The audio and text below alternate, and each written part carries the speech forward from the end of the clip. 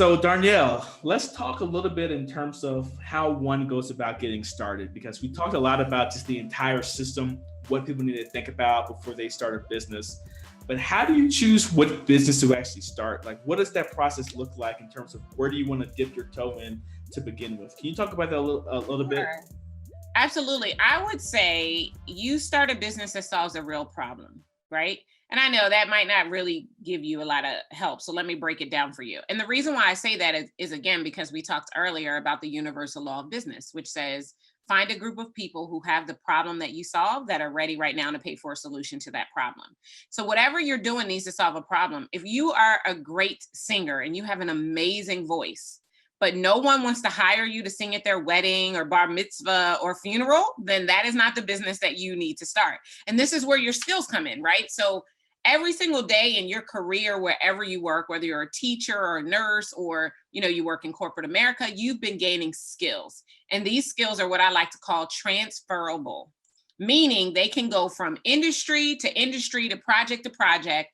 There are things that you learn that you can leverage consistently to help other people do them. So the first thing I would tell you to do would be to do a skills inventory. Write down everything that you do extremely well enough for you to have been given praise for it at some point in time, whether that's in a performance appraisal, whether that's in the choir at church, whatever, wherever you have gotten praise for these skills, I want you to jot them all down.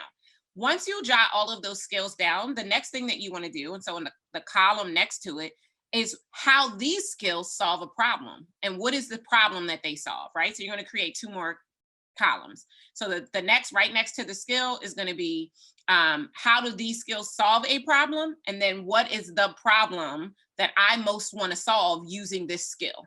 What you're going to then get is a list of possible solutions that you could provide in the form of a business. So then you're looking for the common threads. So for instance, if one of your skills is you can bake a mean lemon meringue pie, and another one of your skills is that you are great at accounting and bookkeeping. And then the third one of your skills is that you're really great at helping people solve problems. All three of those skills have their own marketability, but I wouldn't recommend that you create one business that does all three of those things.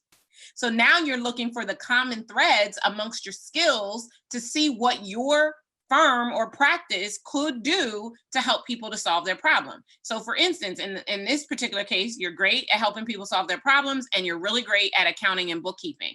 It could be a natural complement for you to become a financial business consultant in some way.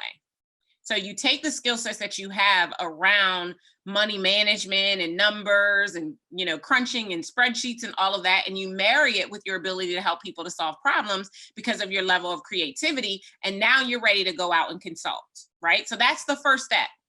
Figure out what you have that solves a real problem.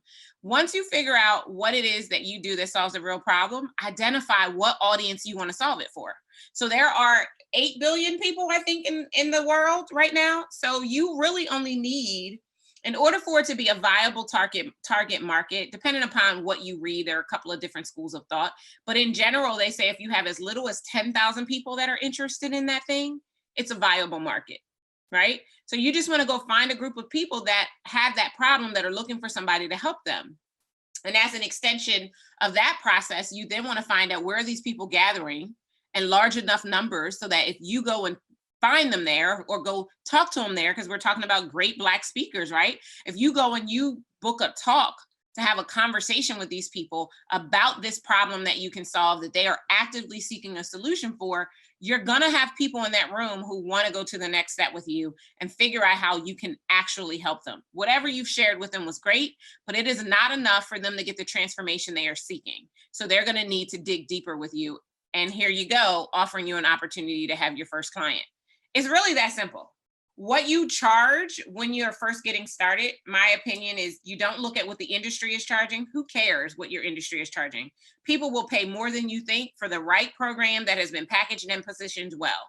So you want to get clear about that problem, and then you want to assign an investment to it that requires your clients to rise up to get served by you, and that also helps you to get the lifestyle that you're seeking in every area of your life.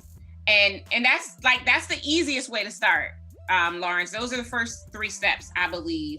And I think just if you take the time and do those first two activities, that'll give you a great starting ground for figuring out what you want your business to be. And for those of you who are speakers, it will also give you a great idea about what you should get yourself booked to speak on.